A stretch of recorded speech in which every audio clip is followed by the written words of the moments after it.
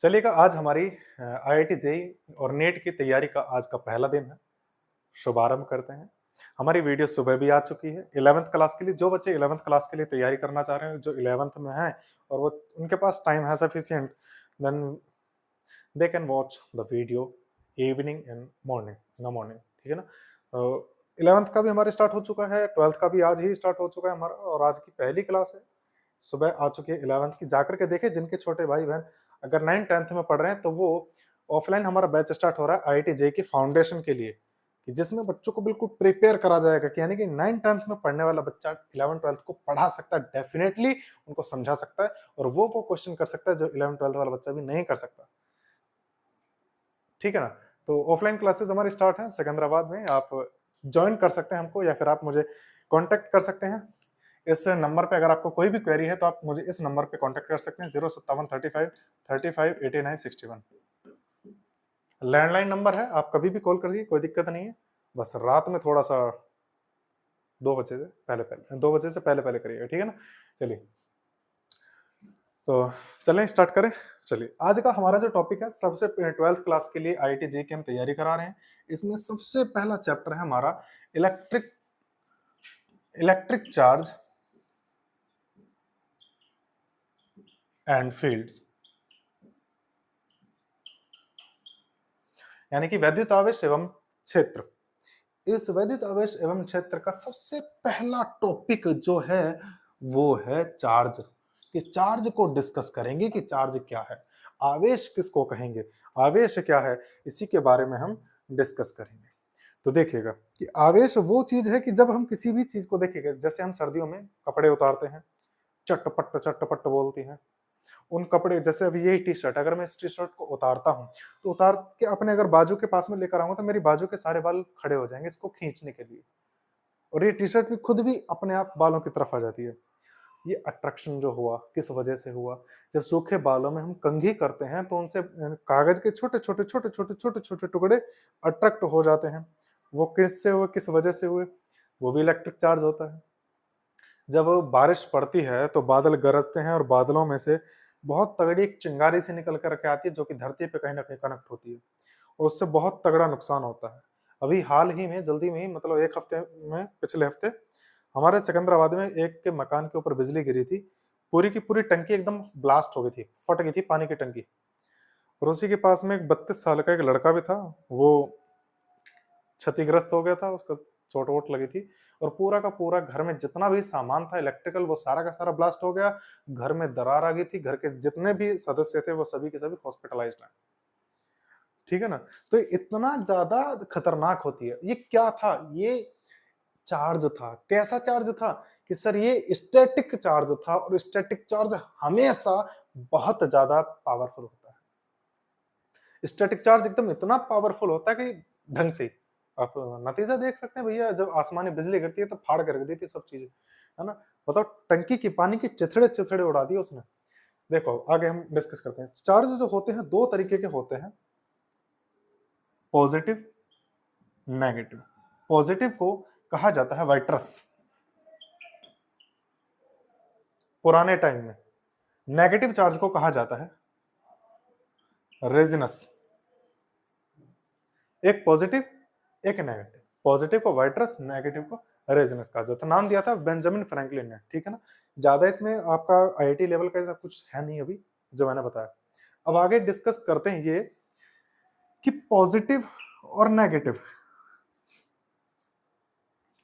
Attract करते हैं, जो अलग अलग होते हैं एक दूसरे की तरह अट्रैक्ट करते हैं। अच्छा, बहुत अच्छा एग्जांपल देता हूं मैं। देखो, थोड़ा ऐसा मत समझना, नेगेटिव मत समझना प्लीज, है ना, रिक्वेस्ट कर रहा हूं। जैसे एक लड़का और एक लड़की भाई शादी में गए, आंखों आंखों में देखा, प्रेम हो गया, अट्रैक्शन बढ़ा, क्योंकि एक पॉजिटिव एक नेगेटिव, अट्रैक्शन बढ़ गया। अब आप ये कहोगे सर ऐसा थोड़ी ना होता है। आजकल टाइम में जो धारा 377 हटी है, उसमें क्या हुआ है कि जी समझ रहे हो ना, सेम सेम हो जाता है। इसमें भी होता है चार्ज में भी। अब आप ये कहोगे सर ऐसे कैसे हो गया, नहीं समझे, समझाते हैं। वीडियो को एंड तक जरूर देखना बिना स्किप करे, सब चीज क्लियर होगी, ठीक है। तो देखिएगा, चार्ज पॉजिटिव होता है, नेगेटिव होता है। बेंजामिन फ्रैंकलिन ने इनका नाम दिया था। चार्ज का मतलब क्या होता है कि किसी भी ऑब्जेक्ट में चार्ज तब आता है जब उसके अंदर इलेक्ट्रॉन आते या जाते हैं। ठीक है, अब किसी ऑब्जेक्ट के अंदर इलेक्ट्रॉन आ जाए, बहुत सारे इलेक्ट्रॉन आ जाए, तो क्या होगा भैया, इलेक्ट्रॉन नेगेटिव होता है। इलेक्ट्रॉन नेगेटिव होता है, तो जब बहुत सारे नेगेटिव यहां पे आ जाएंगे तो इसका मतलब क्या हुआ कि भैया मेरे पास नेगेटिव ही नेगेटिव है। लेकिन इसका मतलब ये नहीं कि मेरे पास पॉजिटिव नहीं है, पॉजिटिव है, लेकिन पॉजिटिव की कंपैरिजन में नेगेटिव ज्यादा है। और जितने ज्यादा होंगे उतना ही चार्ज कहा जाता है, क्योंकि बाकी तो न्यूट्रलाइज है। ऐसे समझो, देखो कि कोई एक ऑब्जेक्ट है, मेरे पास यहाँ पे 5 पॉजिटिव हैं, अब ये न्यूट्रलाइज है तो सीधी बात यह है कि 5 ही नेगेटिव होने चाहिए। अब मैं क्या करूं कि बहुत सारे नेगेटिव इलेक्ट्रॉन आ जाएं, और यानी कि एक इलेक्ट्रॉन ये आ गए, एक दो ये आ गए, 6 इलेक्ट्रॉन और आ गए। तो ये जो जितने इलेक्ट्रॉन बढ़े हैं उतना ही इस पे चार्ज हो जाएगा। वही 6 इलेक्ट्रॉन के बराबर इस पे चार्ज हो जाएगा। माइनस क्यों? क्योंकि इलेक्ट्रॉन खुद माइनस होता है। अब क्या करें कि सर अगर मैं इसमें से, देखो पॉजिटिव डाल नहीं सकते, है ना, तो इलेक्ट्रॉन्स को अगर मैं निकाल लूं गठिया भर के, इन इलेक्ट्रॉन्स को मैं निकाल दूं, 1 2 3 4 5 6 7, 7 इलेक्ट्रॉन अगर मैं निकाल देता हूं तो कमी कितने की हुई ये चीज देखनी है। ये नहीं कि निकाले कितने, नहीं आए कितने, ये नहीं देखा जाएगा। एग्जैक्ट ये देखो कि प्लस माइनस बराबर नहीं है तो कितने कम या कितने ज्यादा हैं, बस। जब इस पे ज्यादा थे तो हमने देखा कि 6 इलेक्ट्रॉन ज्यादा थे, लिख दिया। अब ये देखो, ये तो निकल गए तो इनको तो मैं मिटा देता हूं, चलो निकल गए। अब ये देखो जरा, 1 2 3 4 5, 5 तो प्लस हो गए, 1 2 3 4, 4 नेगेटिव हो गए। तो कितना हिसाब किताब देखो जरा कि एक पॉजिटिव फालतू है, एक पॉजिटिव फालतू है। इसका मतलब क्या हुआ कि अब इस पर एक इलेक्ट्रॉन पॉजिटिव के बराबर होगा, क्योंकि पॉजिटिव वाला फालतू है तो पॉजिटिव होगा, नेगेटिव वाला फालतू होता तो नेगेटिव होता है। ठीक है ना, इस तरीके से होगा। आई होप कि यहाँ तक तो आपको कोई दिक्कत, ऐसी कोई खास परेशानी, कोई समस्या नहीं होगी। एक चीज और है, इलेक्ट्रॉन है, सिर्फ और सिर्फ इलेक्ट्रॉन से ही मूव करते हैं, क्योंकि प्रोटॉन अभी कभी भी अपने एटम के न्यूक्लियस को नहीं छोड़ सकते। सिर्फ वो एक कंडीशन में छोड़ सकते हैं कि जब उनको पूरा बहुत सारी एनर्जी गठिया भर के उनके ऊपर फेंकी जाए, तब कहीं जाकर के इक्का दुक्का प्रोटॉन निकलेगा। वो भी निकला ना निकला कोई गारंटी नहीं है, क्योंकि बहुत ज्यादा लार्ज अमाउंट में एनर्जी चाहिए उन प्रोटॉन्स को उनके न्यूक्लियस से निकालने के लिए। ठीक है, तो इसीलिए हमेशा ध्यान रखना कि कभी भी कोई भी ऑब्जेक्ट जब चार्ज होता है या कहलाया जाता है तो उसमें इलेक्ट्रॉन कम होंगे या इलेक्ट्रॉन ज्यादा होंगे, कभी भी प्रोटॉन का कोई भी रोल नहीं होगा। अगर किसी ऑब्जेक्ट पे पॉजिटिव चार्ज है, दैट मीन्स कि वहां पे क्या है, लैक ऑफ इलेक्ट्रॉन्स, यानी कि इलेक्ट्रॉन्स की कमी है। और अगर किसी ऑब्जेक्ट पे नेगेटिव चार्ज है, दैट मीन्स कि वहां पे एक्सेस ऑफ इलेक्ट्रॉन्स, यानी कि इलेक्ट्रॉन्स की अधिकता है। ठीक है ना, चलिए, चार्ज हमने समझ लिया कि क्या है, कैसे है, इलेक्ट्रॉन के ज्यादा से आता है, कम से आता है, कोई दिक्कत नहीं है। अब आगे हम एक छोटा सा एक पॉइंट और समझ लेते हैं, यूनिट ऑफ चार्ज क्या है, किस चार्ज की यूनिट क्या है। चलो चार्ज की यूनिट को मैं डिस्कस कर लेता हूँ यहाँ पे, इसको मिटाने के लिए रजिस्टर कहाँ रख दिया। चलो, यूनिट्स ऑफ चार्ज, देखिए चार्ज की जो यूनिट होती है कूलाम कही जाती है। एक साइंटिस्ट थे चार्ल्स ऑगस्टिन डे कूलाम, उनके नाम पर इसकी यूनिट रखी गई है कूलाम। कैपिटल सी से रिप्रेजेंट होगा, ठीक है ना, स्मॉल सी से नहीं करेंगे, कैपिटल सी से कूलॉम। आप कभी भी किसी भी साइंटिस्ट के नाम से अगर कोई यूनिट, अगर आप उसको पूरा कंप्लीट लिख रहे हैं तो जैसे ये लिखा है ना, ऐसे मत लिखना क्योंकि गलत लिखा है। अगर साइंटिस्ट के नाम से है और आप पूरा लिख रहे हैं तो हमेशा पूरा का पूरा स्मॉल लिखा जाएगा। और साइंटिस्ट के नाम से है और सिर्फ उसका फर्स्ट लेटर लिख रहे हैं, रिप्रेजेंटेशन लिख रहे हैं या एब्रीविएशन फॉर्म लिख रहे हैं तो कैपिटल लिखा जाएगा। और दूसरी चीज ये कि कभी भी यूनिट के आगे, देखिए आप अगर फुल फॉर्म लिख रहे हैं तो यहाँ पे कोलाम से लिख सकते हैं उनको प्लूरल फॉर्म में दिखाने के लिए, लेकिन कभी भी शॉर्ट फॉर्म के साथ में आप एस नहीं लगा सकते, नहीं लगा सकते, नहीं लगा सकते। शॉर्ट फॉर्म के साथ में एस नहीं लगेगा, क्योंकि अगर देखिए जैसे सी है, अब शॉर्ट फॉर्म के साथ में मैंने एस लगा दिया तो ये पता क्या बन गया, ये कोलाम सेकंड हो गया, कोलाम सेकंड। इसीलिए एस नहीं लगाएंगे। एस आप कब लगाएंगे, जब आपने पूरा का पूरा कंप्लीट नाम लिखा होगा, पूरा का पूरा उसको कंप्लीट जो भी उस यूनिट का नाम है वो लिखा होगा। ठीक है ना, चलिए आगे चलते हैं। ये सब चीजें आपको फाउंडेशन में सिखा दी जाती हैं। अगर किसी ने फाउंडेशन नहीं पढ़ा या किसी को अपना ये है कि मुझे अपने बहन भाई को फाउंडेशन पढ़ाना है, तो पूरे के पूरे proper with notes, Hindi English, Urdu Farsi नहीं आती, हिंदी इंग्लिश में ही नोट्स आपको स्पाइरल बाइंडिंग के साथ में मिल जाएंगे, अवेलेबल हो जाएंगे। आप मुझको इस नंबर पे कांटेक्ट करके आप मंगा सकते हैं, उसके बारे में जानकारी ले सकते हैं। ठीक है, चलिए आगे चलते हैं। तो चार्ज की जो यूनिट होती है कूलाम होती है। तो अब बात आती है सर एक इलेक्ट्रॉन पर कितना चार्ज होता है। तो एक इलेक्ट्रॉन पर माइनस का 1.6 इंटू 10 की पावर माइनस का 19 कूलाम होता है। इस चीज को बिल्कुल गांठ बांध करके सिर में बिठा लीजिए। बात करें कि प्रोटॉन पे कितना होता है, तो इस एक प्रोटॉन पर positive 1.6 into 10 to the power minus का 19 कूलाम होता है। इसमें भी कोई आपत्ति नहीं है। अब बात आती है इलेक्ट्रॉन का, हो गया, प्रोटॉन का कूलाम हो गया। बात आती है सर इनके और भी कोई यूनिट होती होंगी। हाँ बिल्कुल होती है। देखिएगा, एक होती है सीजीएस सिस्टम में होती है, इसमें लिख देता हूँ। सीजीएस सिस्टम के अंदर एक यूनिट होती है कूलाम की, stat coulomb.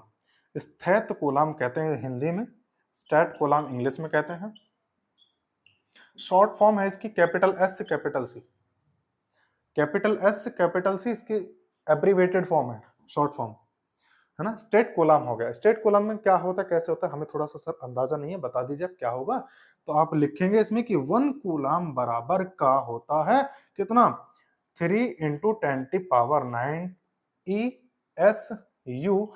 E S U क्या है, इलेक्ट्रोस्टेट यूनिट, या फिर एस सी, ये यानी कि इसको ईएसयू भी लिखा जाता है, स्टेट कूलाम भी कह सकते हैं, ईएसयू भी कह सकते हैं। एक कूलाम में इतने स्टेट कूलाम होते हैं।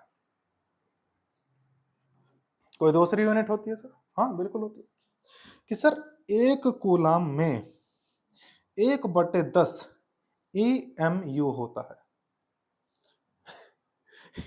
ये क्या हुआ, इलेक्ट्रोमैग्नेटिक यूनिट है। चलो देखो, EMU और इसका दूसरा कह सकते हैं इसको एब कूलाम कह सकते हैं। क्या, एब कूलाम। एक यूनिट तो ये होगी। अब देखो जरा, ESU सबसे छोटी यूनिट होती है, इसको आप यहाँ पे नोट करके लिखना है, स्मॉलेस्ट यूनिट ऑफ चार्ज।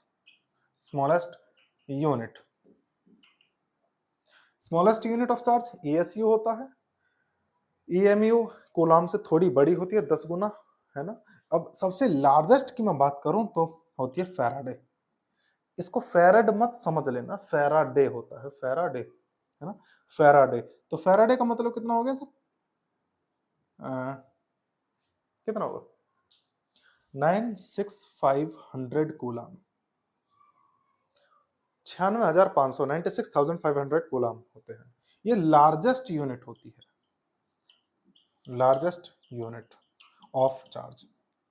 अच्छा, इसके अलावा कुछ और भी होती है? हाँ सर बिल्कुल होती है। आप उसको प्रैक्टिकली देखते भी हैं और मोबाइल उसी के अकॉर्डिंग आप खरीदते भी हैं।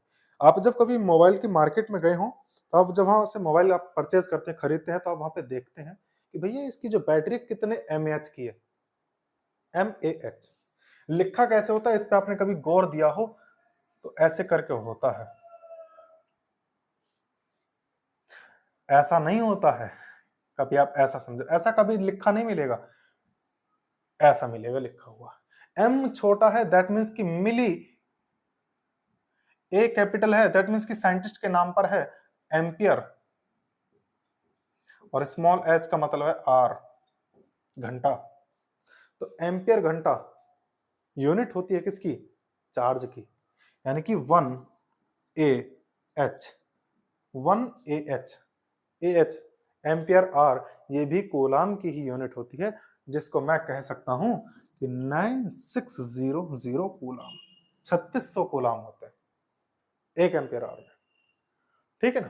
चलिए, यानी कि आपकी जो मोबाइल की जो बैटरी, जैसे कि हम कहें कि जी 5000 mAh की है, तो 5000 mAh का मतलब कि 5 AH की है।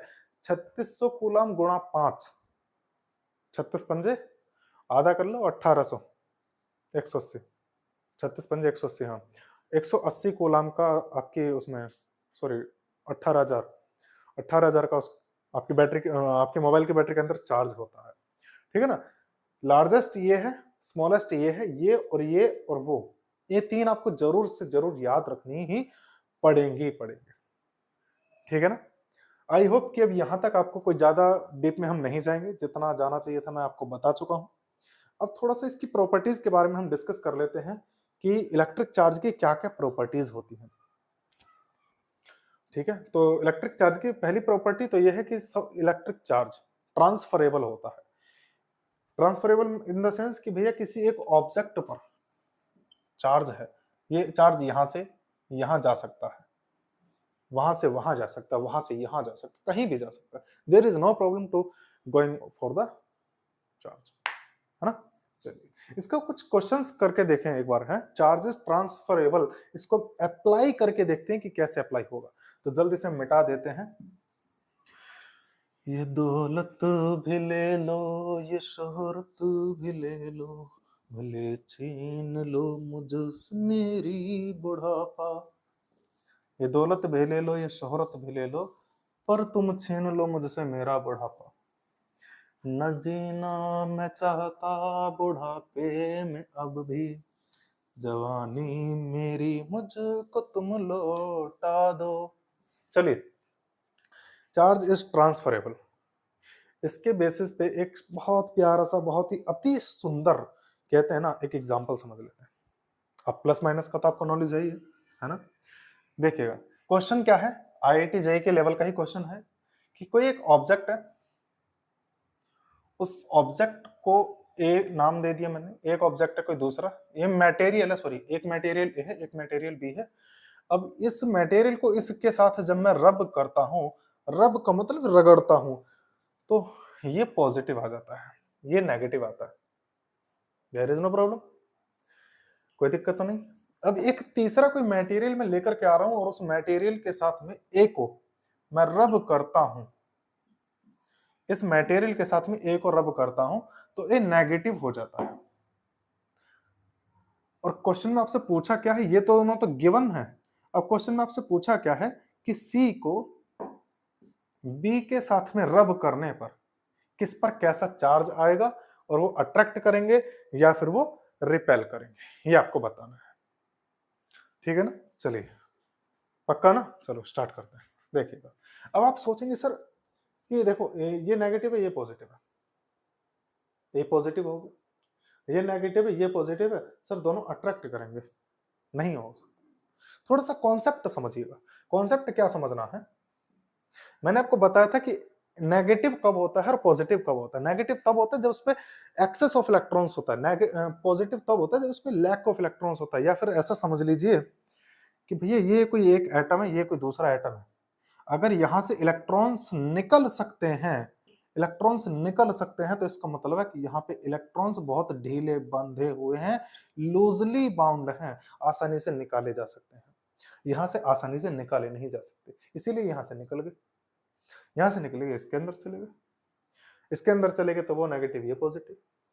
अगर इलेक्ट्रॉन इसके अंदर से निकल जाते, इसके अंदर से नहीं निकलते, तो हम कहते कि इसकी कंपैरिजन में इसमें ढीले बंधे हुए हैं इलेक्ट्रॉन, आसानी से निकल सकते हैं, इसकी कंपैरिजन में, कंपैरिजन होगा। अब कॉन्सेप्ट यहां समझो क्या है, देखेगा ए पॉजिटिव हुआ, बी नेगेटिव हुआ, दैट मींस कि यहाँ पे बी पे नेगेटिव इलेक्ट्रॉन्स ज्यादा है। इसका मतलब क्या है कि सर ए जो है ना, उसमें लूजली बाउंड हैं इलेक्ट्रॉन, बहुत ढीले बंधे हुए इलेक्ट्रॉन हैं, लूजली बाउंड हैं, कंपैरिजन दैट बी, बी की कंपैरिजन में, ठीक है, ए के अंदर। अब जब इस ए को सी के साथ रब करा तो ये नेगेटिव, तो सीधी सी बात है सर दूसरा वाला पॉजिटिव होगा, क्योंकि ऐसा ही होता है, और आगे हम समझेंगे क्यों हुआ। अब ए ने इलेक्ट्रॉन, सॉरी ए के पास नेगेटिव आया, सी पर पॉजिटिव आया, तो इसका मतलब क्या हुआ कि सर सी पर लूजली बाउंड है, सी के और ज्यादा ढीले बंधे हुए हैं, किसकी कंपैरिजन में, ए की कंपैरिजन में। भाई ए की कंपैरिजन में सी पर बहुत ज्यादा ढीले बंधे हुए इलेक्ट्रॉन थे, इसीलिए सी से निकलकर ए पर पहुंच गए, यही तो हुआ। अब एक बात देखो, ये क्या कह रहा है कि बी की कंपैरिजन में तो ए के ढीले थे, और ए की कंपैरिजन में सी के ढीले हैं इलेक्ट्रॉन, तो सबसे ज्यादा लूजली बाउंड किसके हुए, सी के हुए कि नहीं हुए। सिंपल सा फंडा ये है भाई, देखो सी के इलेक्ट्रॉन्स लूजली बाउंड है सबसे ज्यादा ए की कंपैरिजन में, ऐसा ही है। ए के खुद के लूजली बाउंड है बी की कंपैरिजन में। तो सबसे ज्यादा तो सी के लूजली बाउंड हुए। किस किस को कनेक्ट करा रहा है, बी को और सी को। बी के तो टाइट हो गए, टाइटली बंधे हुए हैं, है ना, और इसके लूजली बंधे हुए हैं। तो अब जब इन दोनों को आपस में रब करा जाएगा तो किसका इलेक्ट्रॉन कहाँ जाएंगे? सर जिसके लूजली बाउंड है वो अपने इलेक्ट्रॉन खो देगा, लूज कर देगा, यानी कि इससे निकल करके इस पर जाएंगे। तो बी हो जाएगा नेगेटिव और सी हो जाएगा हमारा पॉजिटिव, क्योंकि इलेक्ट्रॉन्स निकल के चले जाएंगे। अब आप इजीली बता भी सकते हैं कि सर ये अट्रैक्ट भी कर सकते हैं। पॉजिटिव नेगेटिव है, सी पॉजिटिव आएगा, बी नेगेटिव आएगा। इज इट क्लियर और नॉट? समझे होगे ना? पक्का ना? चलिए, सी के लूजली बाउंड थे तो वो पॉजिटिव ही आएगा भाई, निकाल देगा अपने, हो गया इस काम। अब चाहे ए पॉजिटिव हो चाहे यहाँ पे नेगेटिव हो। अब ऐसा मत समझना कि भैया सर यहाँ पे फोकस नहीं करना, हम सीधे यही देख लेंगे, नहीं। कॉन्सेप्ट ये है कि लूजली किसके बाउंड है, मतलब किसके इलेक्ट्रॉन्स लूजली बाउंड है, ठीक है ना। चलिए ये एग्जांपल आगे समझ में पक्का ना। चलिए एक और एग्जांपल मैं लेकर के चल देता हूँ ए बी सी का ही, कि देखिएगा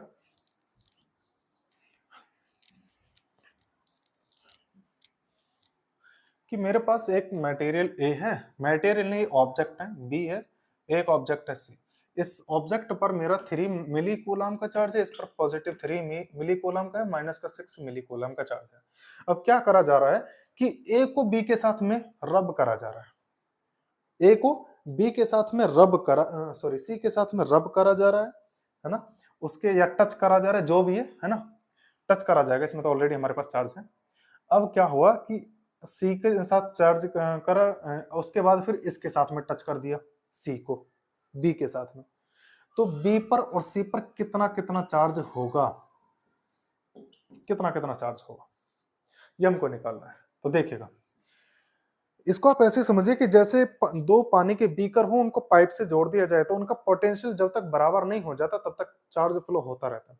ठीक सेम फंडा यहीं पर है कि इसका ए को और सी के जब हम टच करेंगे तो दोनों के चार्ज जोड़ करके आधा कर दो। आधा करना क्यों है भैया, आधा इस पर आएगा आधा इस पर आएगा, ऐसे 3 मिली कूलम प्लस का है, माइनस का 6 मिली कूलम, जोड़ करके आधा कर दो, कितना आया माइनस का 3 बटे 2, यानी कि माइनस का 3 मिली कूलम इस पर आया, माइनस का 3 बटे 2 मिली कूलम इस पर आया। अब अलग अलग कर लिए हमने, अलग अलग कर लेते हैं। अब अलग अलग करा तो सी पर यहाँ पे हमारे पास कितना बचा, माइनस का 3 बटे 2 मिली कूलम। अब इस सी को उठा करके इसके बी के साथ में टच करना है, सी के साथ में टच करना है। बी का हमारे पास चार्ज कितना है, पॉजिटिव 3, इसके पास कितना माइनस का 3/2। दोनों को ऐड करो, क्योंकि दोनों टच हुए तो ऐड होंगे होंगे सीधा। अब दोनों का हिस्सा बराबर है तो आधा आधा करना पड़ेगा दोनों के लिए। तो क्या करेंगे, पॉजिटिव 3 माइनस का 3/2 दोनों को ऐड करेंगे, तो यानी कि हम लिख सकते हैं 6/2। 3 को 6/2 भी लिख सकते हैं, एलसीएम लेंगे तो 2 और 6 माइनस 3 हमारे पास बचा 3। दैट मीन्स कि इस पर भी पॉजिटिव 3/2 और इस पर भी पॉजिटिव 3/2। ये अट्रैक्ट करेंगे या रिपेल करेंगे? तो प्यारे बच्चों क्या करेंगे, एक जैसे आए हैं, अट्रैक्ट या रिपेल? रिपेल करेंगे कि अट्रैक्ट करेंगे? सर एक जैसे हैं तो रिपेल करेंगे, दैट मीन्स कि धक्का देंगे, चल भग परे को, ये वाला सीन होगा। पक्का ना? अच्छा चलिए एक और एग्जांपल हम समझ लेते हैं, बहुत ही शानदार, बहुत ही गजब सा। ध्यान से देखना, मेरे पास कोई दो एक बॉल है ए बी, ये मैंने एक इंसुलेटेड स्टैंड है कोई, इस इंसुलेटेड स्टैंड पर मैंने लगा दिया। इंसुलेटेड का मतलब है कि अगर मैं चार्ज इन दो ऑब्जेक्ट को मैं चार्ज देता हूं तो वो चार्ज नीचे नहीं जाएगा, इन्हीं बॉल के पास रहेगा, ठीक है। अब मैं क्या कर रहा हूं कि मैं एक रोड लेकर के आ रहा हूं, पॉजिटिव चार्ज इसके पास लेकर गया, इस सिस्टम के पास लेकर गया। कंडीशन 3 है कि पहली कंडीशन, इन दोनों को टच करे हुए मैंने इस रोड को पास लेकर आया, फिर मैंने दूर हटा दी, तब क्या होगा? इस रोड को जब मैं इन दोनों के पास लेकर जाऊंगा और इन्हें अलग करे बिना इसको हटा दूंगा, तो क्या होगा? कॉन्सेप्ट समझना है यहाँ पे। जैसे ही ये रोड इसके पास जाएगी और दोनों टच में है, तो दोनों के कुल मिलाकर के नेगेटिव भी होंगे और कुल मिलाकर के पॉजिटिव भी होंगे, क्योंकि हर एटम के अंदर नेगेटिव भी होते हैं, पॉजिटिव भी होते हैं, दोनों बराबर होते हैं, इसीलिए न्यूट्रल होता है। ठीक है ना। अब देखो, जब पॉजिटिव यहां पहुंचेगा पास में, तो पॉजिटिव क्या करेगा, नेगेटिव वालों को खींच लेगा। दोनों बॉडी के अंदर जितना भी नेगेटिव था इसने खींच करके अपने साइड कर लिया, और जितना पॉजिटिव था रिपल्सन की वजह से दूर भगा दिया। अब ये मत समझना कि सर यहां आना चाहिए था पॉजिटिव, यहां तो आएगा ही, आता ही। अब यहां से इकट्ठा होकर टच में है तो यहां भी तो जा सकता है, तो ये ना जितना दूर भगा सकता है भगाएगा ना, जितना दूर जा सकता है उतना दूर भगा देगा। भगा दिया इसने, पॉजिटिव यहां तक हो गया, नेगेटिव हो गया। अब मैं क्या करूं, इन दोनों को अलग करे बिना मैंने रोड हटा दी, यहां से हटा दी। अब क्या होगा, अब होना कुछ नहीं है सर, अभी भी टच में है, तो क्या होगा कि ये नेगेटिव और ये पॉजिटिव इक्वली फिर से इसी के अंदर डिस्ट्रीब्यूट हो जाएंगे, यानी कि दोनों गोलों के अंदर फिर से अपने अपने नेगेटिव अपने अपने पॉजिटिव हो जाएंगे, अपने अपने पॉजिटिव अपने नेगेटिव हो जाएंगे, इक्वली डिस्ट्रीब्यूशन हो जाएगा इनका। आई होप कि समझ में आ गया होगा यहाँ तक। ठीक है। अब वही रोड, उसी रोड को मैं लेकर आऊं, लेकिन ये कहूं कि सर एक का साइज तो मैंने बहुत बड़ा कर दिया, एक का मैंने यही रहने दिया, तो कोई फर्क पड़ेगा? सर कोई फर्क नहीं पड़ेगा, क्योंकि पॉजिटिव चार्ज्ड रोड जो है ये सिर्फ उतने ही नेगेटिव इलेक्ट्रॉन्स को अपनी तरफ खींचेगी जितना इसके अंदर चार्ज है, ना उससे ज्यादा खींचेगी ना कम खींचेगी, क्योंकि पोटेंशियल का हिसाब होता है, पोटेंशियल बराबर रखना पड़ता है इसको। ठीक है ना। तो क्या फर्क पड़ेगा कि सर कोई फर्क नहीं पड़ेगा, क्योंकि पोटेंशियल बराबर रखना है। दैट मींस कि जितना नेगेटिव चार्ज इस पे पहले था उतना ही आएगा, कोई फर्क नहीं पड़ने वाला। या फिर ऐसा कह लो सीधी सीधी देसी भाषा में कि भैया ऑब्जेक्ट के साइज पर डिपेंड नहीं करता चार्ज का डिस्ट्रीब्यूशन। ठीक है, चलिए अब इसकी तीसरी कंडीशन क्या है कि सर मैं वो जो रोड है पास में लेकर आया और रोड को पास में रखा, लेकिन ये गोले मैंने अलग अलग कर दिए और रोड को फिर बाद में हटा दिया। नहीं समझे भाई, ऐसे समझो, ये रोड है, ये दो गोले हैं इधर, रोड यहीं रखी मैंने, गोले अलग अलग कर दिए और जैसे ही अलग करे तुरंत मैंने रोड हटा दी, तो क्या सीन बनेगा भाई, एक गोला यहां हो गया, एक गोला यहां हो गया, रोड मैंने हटा दी है। तो जैसे ही मतलब रोड पास रखते हुए अगर मैं गोले हटा रहा हूं तो ये पॉजिटिव लेकर के ही अलग होगा, क्योंकि इस गोले में सिर्फ और सिर्फ पॉजिटिव है और रोड यहीं पे है, इसीलिए इस गोले में सिर्फ नेगेटिव ही होगा। अब बता सकते हैं आप कि ये ए गोला जो है नेगेटिव रहेगा, बी हमेशा पॉजिटिव रहेगा। कब? अगर रोड के हटाने से पहले इनको सेपरेट कर दिया जाए। ठीक है ना, इनके सेपरेशन से पहले ही अगर मैं रोड को हटा देता तो न्यूट्रल कर देते एक दूसरे को, क्योंकि टच में थे। आई होप कि अब समझ में आ गया होगा आपको पूरा का पूरा कॉन्सेप्ट कि चार्ज ट्रांसफरेबल है और किस तरीके से ट्रांसफर होता है, ये भी आपको कॉन्सेप्ट फंडा समझ में आ गया होगा। अब एक बात बता ये आप मुझको कि एक ऑब्जेक्ट से देखो कि किसी एक ऑब्जेक्ट से इलेक्ट्रॉन निकल करके यहां पहुंचे इस ऑब्जेक्ट पर, तो क्या मैं ऐसा कह सकता हूं कि भैया इस ऑब्जेक्ट का मास थोड़ा बहुत स्लाइटली कम हुआ होगा, डिक्रीज हुआ होगा या नहीं? बिल्कुल हुआ होगा, कि जब इलेक्ट्रॉन निकल करके जाएगा तो वो अपना पूरा मास लेकर के जाएगा ना, ऐसा थोड़ी ना कि अपनी आत्मा भेज दी वो यहीं रह गया अपना इलेक्ट्रॉन, ऐसा नहीं होता। इलेक्ट्रॉन पूरा का पूरा जाएगा, अपना पूरा उठ के जाएगा, आत्मा नहीं भेजेगा अपनी।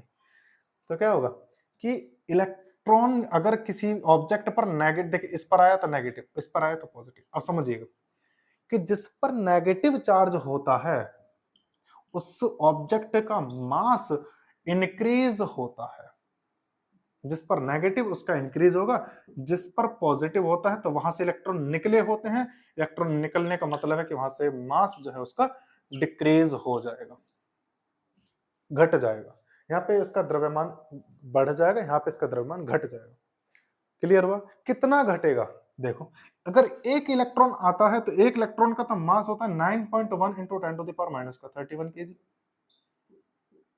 ठीक है ना, यानी कि 9.1 into 10 to the power minus का 31 किलोग्राम का मास उसका कम हो जाएगा। आपको जानकर के अति हर्ष होगा कि इतने द्रव्यमान को नगण्य मान लिया जाता है, इस मास को बिल्कुल नेग्लिजिबल मान लिया जाता है। क्यों मान लिया जाता है? क्योंकि देखो, mass of proton, mass of electron बराबर नहीं होते हैं। इलेक्ट्रॉन का मास बहुत कम होता है। कितना कम होता है? तो 1836 गुणा इतना कम होता है। समझ रहे हैं कि 1836 इलेक्ट्रॉन इकट्ठा होंगे तब कहीं जाकर के एक प्रोटॉन के मास के बराबर उनका मास होगा। 1836 लगभग हम 2000 कह सकते हैं, है ना, यानी कि लगभग 2000 इलेक्ट्रॉन जिस जगह इकट्ठा हो जाएंगे तो समझ लेना कि एक प्रोटॉन के बराबर मास है। यह कॉन्सेप्ट चलता है, इसलिए इनको नगण्य मान लेते हैं। यार एक इलेक्ट्रॉन चला गया भाई, 1836 मेरे पास रुपए हैं, 1 रुपया चला गया तो भी कौन सा मुझ पर घंटा फर्क पड़ा? कोई फर्क नहीं पड़ेगा। 10-20 रुपए की तो वैसे चीज खा जाए हम, है ना, 10-20 ना 150 की तो 1835 कोई ज्यादा फर्क नहीं पड़ेगा। इसीलिए अगर एक तो इलेक्ट्रॉन जाता है तो बहुत स्लाइटली हम कहते हैं कि डिक्रीज होता है ना, ये कॉन्सेप्ट चलता है। अच्छा एक बात बताइए, मास और चार्ज का हमेशा रिलेशन होता है। अगर चार्ज कभी भी किसी ऑब्जेक्ट पर चार्ज है तो उसका मतलब है कि उसका मास या तो इंक्रीज हुआ होगा या डिक्रीज हुआ होगा, या फिर उस पर जब चार्ज आया होगा तो मास के साथ आया होगा, बिना मास के चार्ज नहीं जा सकता। लेकिन ऐसा नहीं कह सकते कि जहां मास जाएगा वहां चार्ज जाएगा, ये नहीं है। देखिएगा कि भाई मास डिपेंड ऑन चार्ज, है ना, या फिर मास एसोसिएट, ऐसा करिए, मास एसोसिएट विद चार्ज, और एक होता है charge associate with mass, mass associate with mass. दोनों में से कौन सी लाइन सही है? कि देखो देखो, जहां चार्ज जाएगा वहां मास जाएगा, लेकिन जहां मास जाएगा वहां चार्ज जाए ये जरूरी नहीं है। भाई ऐसे समझो, भाई मैं हूं, मेरे अंदर मास है, मैं इस रूम से बाहर निकल जाऊंगा तो इस रूम में कोई चार्ज थोड़ी ना आ जाएगा, कोई मतलब नहीं। लेकिन हाँ, अगर मैं अपने को ऐसे ऐसे ऐसे ऐसे रगड़ता हूं, अपने को तो रगड़ो कोई फर्क नहीं पड़ेगा, लेकिन अगर मैं प्लास्टिक को रगड़ता हूं तो चार्ज आ जाएगा, ठीक है। और चार्ज आने का मतलब है कि मेरा मास बहुत स्लाइटली इंक्रीज हो जाएगा। कितना स्लाइटली भैया? मेरी कंपैरिजन में तो कुछ भी ना, कई लाख हजारों करोड़ों इलेक्ट्रॉन मिलेंगे तब कहीं जाके मेरा मास बनेगा इनसे। इनके बाप दादा भी खर्च हो जाएंगे उसमें इलेक्ट्रॉन के, है ना। चलिए, आई होप कि समझ में आ गया होगा, पक्का ना। चलिए अब बात करते हैं कि चार्ज कंजर्व होता है। चार्ज कंजर्व होता है, कंजर्व का मतलब है कि charge can not, charge neither be created nor be destroyed, कि चार्ज को हम क्रिएट भी नहीं कर सकते, चार्ज को हम खत्म भी नहीं कर सकते। तो कॉन्सेप्ट है ना, कि चार्ज को हम कभी भी ना तो क्रिएट कर सकते हैं नहीं खत्म कर सकते। लेकिन एक चीज देखो कि अगर मैं गामा फोटोन है, इस गामा फोटोन पे अगर मैं कोई रेडिएशन इंसिडेंट करता हूं तो इलेक्ट्रॉन और एक पॉजिट्रॉन एंटी पार्टिकल होता है इसका, इसका एंटी पार्टिकल होता है, चार्ज अपोजिट होता है, बराबर होता है, मास भी बराबर होता है, ठीक है। अगर मैं गामा फोटोन पे कोई भी रेडिएशन इंसिडेंट करता हूं तो एक इलेक्ट्रॉन और एक पॉजिट्रॉन अलग अलग हो जाते हैं। 0.51 मेगा इलेक्ट्रॉन वोल्ट की एनर्जी को लेकर के अलग होते हैं। दोनों अलग इसलिए होते हैं ताकि इनका मोमेंटम और इनकी एनर्जी कंजर्व रह सके। अब बात आती है ये कि सर अभी आपने बताया था कि charge neither be destroyed nor be created, यहाँ पे तो आपने चार्ज क्रिएट कर दिया। भाई यहाँ तो चार्ज है ही ना, यहाँ पे आपने देखो सर, आपने दो दो चार्ज बना दिए, एक नेगेटिव एक पॉजिटिव। तो मेरी बात को कृपया कर दोबारा से ध्यान से समझिएगा, मैंने क्या कहा था? Charge neither be destroyed nor be created. मैंने ये कतई नहीं कहा था कि चार्ज्ड पार्टिकल, ये चार्ज्ड पार्टिकल है, चार्ज नहीं है। ये इलेक्ट्रॉन चार्ज्ड पार्टिकल होता है, चार्ज नहीं होता। पॉजिट्रॉन चार्ज्ड पार्टिकल होता है, चार्ज नहीं होता है। तो यानी कि हम चार्ज्ड पार्टिकल को तो क्रिएट और डिस्ट्रॉय कर सकते हैं, लेकिन चार्ज को क्रिएट और डिस्ट्रॉय नहीं कर सकते, है ना। ये तो और इसी इक्वेशन को कहा जाता है पेयर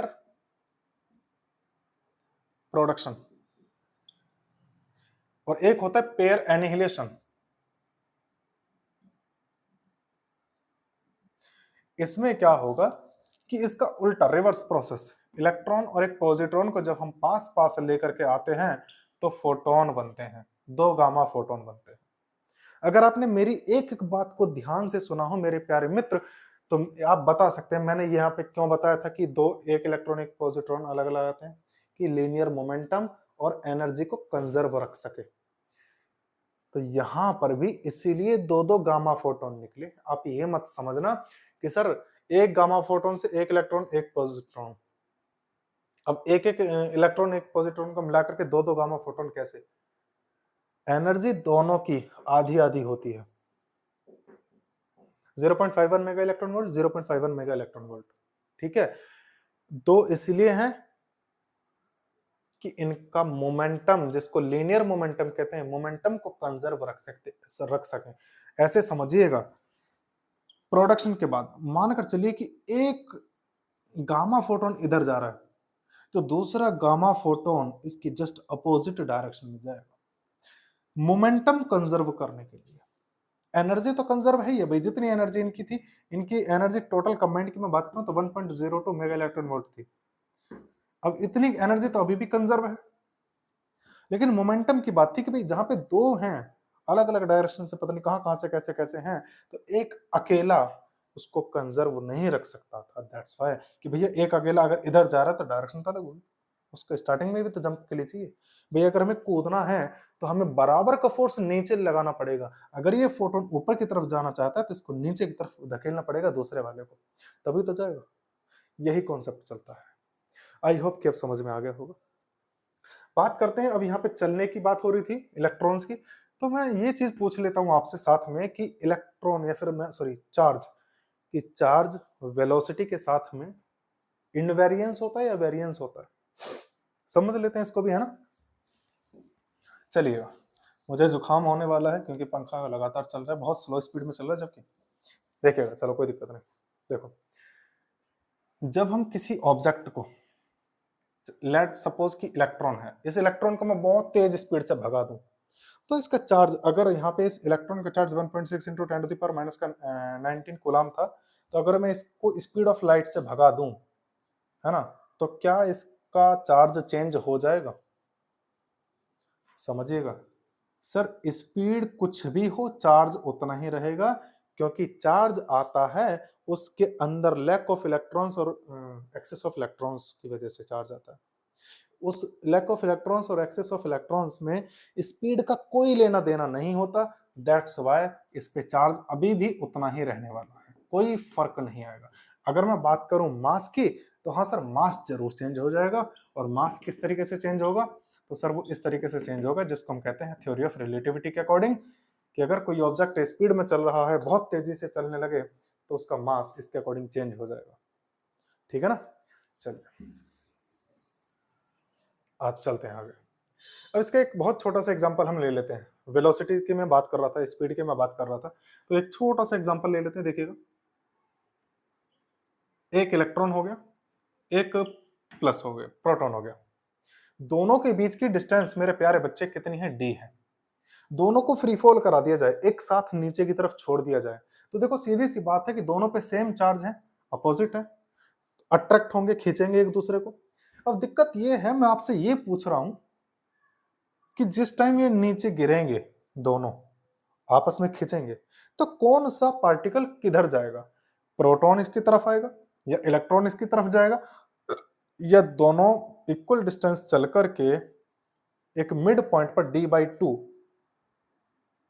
मिलेंगे? कहां मिलेंगे? क्वेश्चन आपसे है। अब आप सोचोगे सर दोनों का चार्ज बराबर है, तो दोनों आएंगे और d/2 पर मिल जाएंगे, दोनों इक्वल डिस्टेंस कवर करेंगे हॉरिजॉन्टल डायरेक्शन में, है ना भाई। हॉरिजॉन्टल में मतलब कि पहले यहां था, ये भी पहले यहां था हॉरिजॉन्टल में, ये इधर की तरफ चलेगा, ये इधर की तरफ चलेगा, d/2 पर मिल जाएंगे? नहीं मिलेंगे। समझो, देखो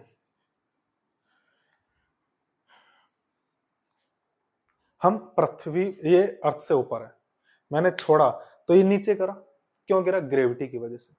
ग्रेविटी मतलब क्या होता है कि जिसमें दोनों ऑब्जेक्ट आते हैं एक्सेलरेशन से, है ना भाई, अर्थ भी इस मार्कर की तरफ उतनी तेजी से गई होगी, उतना ही ग्रेविटी से गई होगी जितना ग्रेविटी से ये अर्थ की तरफ गया है, लेकिन ये ही क्यों डिस्प्लेस हो, अर्थ तो हमको दिखाई नहीं दी। रीजन ये है कि acceleration will be equals to F upon M. Force तो दोनों ही सेम लगा रहे हैं, प्रोटॉन भी और इलेक्ट्रॉन भी, दोनों फोर्स एकदम बिल्कुल सेम लगा रहे हैं, लेकिन मास प्रोटॉन का ज्यादा है, इलेक्ट्रॉन का कम है, और जिसका मास कम है उसका एक्सेलरेशन, उसका त्वरण ज्यादा होगा। ज्यादा होगा तो जितना पी खिसकेगा उससे कहीं ज्यादा पहले तो इलेक्ट्रॉन प्रोटॉन के पास पहुंच जाएगा, यानी कि electron will be closest to the proton. Is it clear और नॉट? भाई इलेक्ट्रॉन ज्यादा तेजी से जाएगा क्योंकि इसका एक्सेलरेशन ज्यादा होगा, इसका द्रव्यमान कम है, इस वजह से। प्रोटॉन का द्रव्यमान ज्यादा है तो वो बेचारा धीरे टुमक टुमक जाएगा, ये इतना तो उसको पकड़ के धप्पा मार देगा। ठीक है ना? चलिए अब एक चीज हम बात करते हैं किसकी, अट्रैक्शन और रिपल्सन की। बहुत डीप एक चीज मैं आपसे पूछने वाला हूं, बहुत शानदार है, और उम्मीद करता हूं कि आप इसको एंजॉय भी करेंगे, है ना? आप इसको एंजॉय भी करेंगे एंड आई होप सो। देखिएगा, और वो एंजॉय किस तरीके से करेंगे, देखिए। अट्रैक्शन रिपल्सन का मैंने पूछा फंड आपसे, भाई मेरे पास दो ऑब्जेक्ट है बी ए, क्या कोई भी ऐसी कंडीशन हो सकती है कि दोनों तो सेम चार्ज हो? मैग्नीट्यूड में सेम की बात नहीं कर रहा हूं मैं, सिर्फ नेचर की बात कर रहा हूं कि ये भी पॉजिटिव हो ये भी पॉजिटिव हो। क्या ऐसी कोई भी कंडीशन हो सकती है कि ये दोनों अट्रैक्ट कर लें? सोचो, ध्यान रखना, आप 11th-12th के लेवल से नहीं सोचना है, आपको सोचना जेई नीट के लेवल से। आप मुझे बताएंगे कि ये अट्रैक्ट करेंगे या रिपेल करेंगे, या कोई भी ऐसी कंडीशन अगर हो सकती है कि क्या ये सर अट्रैक्ट कर सकें? सोचो सोचो सोचो, देखो योर टाइम्स एंड। देखो, हाँ सर बिल्कुल हो सकता है। कैसे? कि सर बी पर तो चार्ज हो बहुत छोटा, ए पर हो बहुत ज्यादा अमाउंट में चार्ज हो, बहुत ज्यादा अमाउंट में चार्ज हो, बहुत ज्यादा पॉजिटिव, लार्ज पॉजिटिव। जब लार्ज पॉजिटिव होगा ए के पास में चार्ज, तो जब इस ऑब्जेक्ट के पास लेकर जाएंगे तो इस ऑब्जेक्ट के अंदर नेगेटिव जो होंगे उनको, पास की बात कर रहा हूं, टच नहीं कर रहा मैं, पास लेकर जाएंगे तो इस ऑब्जेक्ट के अंदर जो नेगेटिव ऑलरेडी थे उनको खींचने की कोशिश करेगा, साइड में आगे। जितने पॉजिटिव थे वो उस तरफ चले जाएंगे, है ना? ये तो कॉन्सेप्ट है ये। अब एक चीज देखो, डिस्टेंस किसके बीच में कम है? नेगेटिव और पॉजिटिव के बीच में। डिस्टेंस किसके बीच में ज्यादा है? Positive to positive. यानी कि फोर्स ऑफ अट्रैक्शन, डिस्टेंस अगर कम होती है तो फोर्स ज्यादा लगता है, तो ये फोर्स ऑफ अट्रैक्शन ज्यादा होगा comparison than force of repulsion. यानी कि पॉजिटिव पॉजिटिव के बीच में जो फोर्स लगने वाला है वो कम लगेगा क्योंकि डिस्टेंस ज्यादा है, और ये अट्रैक्शन का ज्यादा फोर्स लगेगा, दैट्स वाई इसको अट्रैक्ट कर लेगा, खींच लेगा अपनी तरफ। अब आपका सवाल एक ये होगा कि सर जब ये बी आपने बताया कि ये पॉजिटिव है तो इसमें आपने नेगेटिव क्यों बनाए? ये तो आया होगा। इसको मैं आपको दूर कर देता हूं। मैंने आपको क्या बताया था कि कोई भी ऑब्जेक्ट में जब भी कोई पॉजिटिव नेगेटिव होते हैं तो उसमें काफी मात्रा में नेगेटिव पॉजिटिव ऑलरेडी होते हैं। अब अगर मैं इसमें से एक इलेक्ट्रॉन निकाल लूं तो एक पॉजिटिव आएगा, बस। दो इलेक्ट्रॉन निकाल लेता हूं तो दो पॉजिटिव आएंगे। बाकी तो ऑलरेडी इलेक्ट्रॉन है उसमें भी, नेगेटिव ऑलरेडी तो है अभी भी, पॉजिटिव भी है अभी भी, और नेगेटिव भी है अभी। ठीक है ना? तो जितना इलेक्ट्रॉन निकाल लिया जाता है, डाल दिया जाता है, चार्ज सिर्फ उतना ही काउंट करा जाता है, जबकि उसमें नेगेटिव और पॉजिटिव ऑलरेडी होते हैं पहले से ही। ठीक है ना? ये कॉन्सेप्ट चलेगा। और इसी कॉन्सेप्ट पे मैं पूछूं आपसे कि सर चार्ज बॉडी जो है, अब ये कोई चार्ज बॉडी है ए, तो क्या ये किसी एक ऐसी बॉडी को अट्रैक्ट कर सकता है जो कि अनचार्ज्ड बॉडी हो, जिसके पास कोई जीरो चार्ज हो, उसको अट्रैक्ट कर सकता है क्या? जैसे कि मैंने सूखे बालों में कंघा रगड़ा, कागज के छोटे छोटे पीस रखे, उनके पास मैं कंघा लेकर आया, तो क्या हुआ, वो पीस ऑफ पेपर्स अट्रैक्ट होने स्टार्ट होंगे। होते? क्यों अट्रैक्ट होते हैं? कॉन्सेप्ट सेम फंडा यही है। पॉजिटिव था लार्ज अमाउंट, क्या करा नेगेटिव, इस पे न्यूट्रल था। न्यूट्रल का मतलब ये नहीं कि उसमें इलेक्ट्रॉन नहीं है प्रोटॉन नहीं है, नहीं, ये तो है, क्योंकि कोई भी ऑब्जेक्ट एग्जिस्ट ही तब करेगा जब इलेक्ट्रॉन प्रोटॉन होंगे। अब देखो इसके अंदर नेगेटिव इलेक्ट्रॉन, पॉजिटिव नेगेटिव सब चीज इक्वली अमाउंट में डिस्ट्रीब्यूटेड है ऑलरेडी यूनिफॉर्मली। अब क्या होगा कि ये पॉजिटिव जैसे ही इसके पास लेकर जाया जाएगा तो जितने नेगेटिव हैं वो सारे बाहर, मतलब एक साइड अंदर ही, और जितने पॉजिटिव होंगे वो दूसरी साइड। पास लेकर पहुंचे तो नेगेटिव और पॉजिटिव के बीच में फोर्स ज्यादा लगेगा क्योंकि डिस्टेंस कम है, इसके रिपल्सिव फोर्स कम लगेगा क्योंकि डिस्टेंस ज्यादा है, दैट्स वाई इसको अट्रैक्ट कर लेता है। और आपने नोटिस भी करा होगा कि अट्रैक्ट करते ही उसको छोड़ भी देता है। कैसे? देखो जब इसको अट्रैक्ट कर लेगा तो क्या हो कि जितना नेगेटिव इसने अपनी तरफ खींचा था वो नेगेटिव लेकर के खुद को न्यूट्रलाइज कर देगा, है कि नहीं?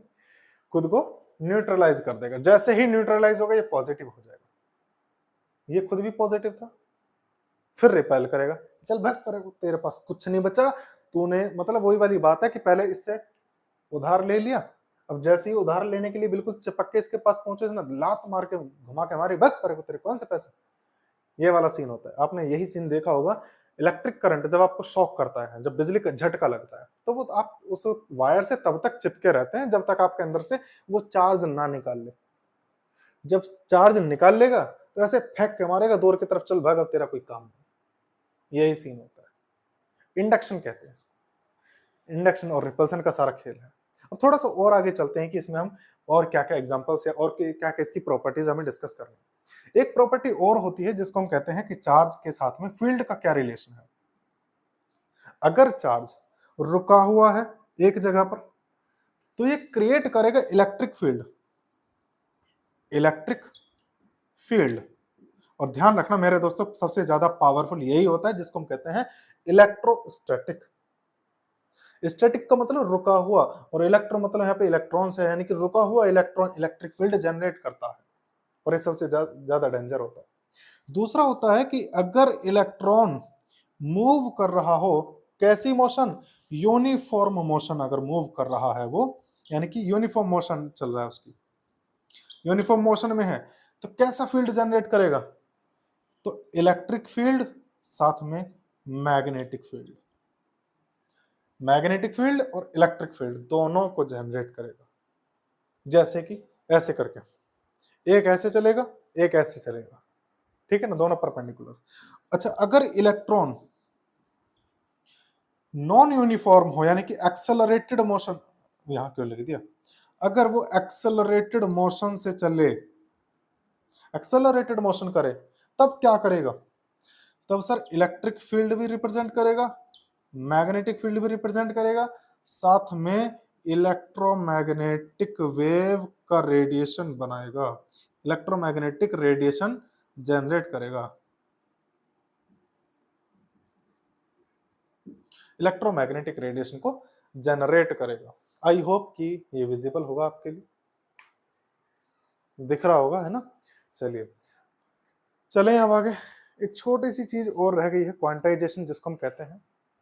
क्वांटाइज अभी तो बहुत रह गया आपके सामने, है ना, बहुत ज्यादा रह गया अभी तो। क्वांटाइजेशन का मतलब होता है क्यू बराबर एन। अभी मैंने आपको बताया चार्ज कब आता है, जब इलेक्ट्रॉन पूरा पूरा उठ करके जाए, आधा तो जा नहीं सकता, आत्मा भेज नहीं सकता, है ना। नंबर ऑफ इलेक्ट्रॉन और एक इलेक्ट्रॉन, इसी को कहा जाता है क्वांटाइजेशन। कि कभी भी इलेक्ट्रॉन कभी ऐसा नहीं है कि आधा अधूरा चला जाए, पॉइंट में चला जाए, टुकड़ों में चला जाए, वो जाएगा तो पूरा जाएगा, नहीं तो जाएगा नहीं। इसी को कहा जाता है क्वांटाइजेशन। क्वांटाइजेशन का मतलब होता है क्वांटा, यानी कि उसके पैकेट नहीं बनाए जा सकते। वो अपने छोटे छोटे ऐसे नहीं कि हमने उसको अपने अकॉर्डिंग, भैया तुझे 2 ग्राम चाहिए तो ले, मैं तुझे इलेक्ट्रॉन नाप के काट के थोड़ा बहुत कम बैठा काट के दे दिया, ऐसा नहीं होना चाहिए। पूरा का पूरा जाएगा, मल्टीपल इंटीजर होना चाहिए इलेक्ट्रॉन का, ठीक है। यानी कि अगर मैं आपसे पूछता हूं, एक छोटा सा क्वेश्चन है कि सर क्या ऐसा कोई चार्ज पॉसिबल है, आप कहेंगे सर बिल्कुल पॉसिबल होना चाहिए। मैं कहूंगा कि नहीं होना चाहिए। क्यों नहीं होना चाहिए? क्योंकि सर ये गिवन चार्ज है 0.8 इंटू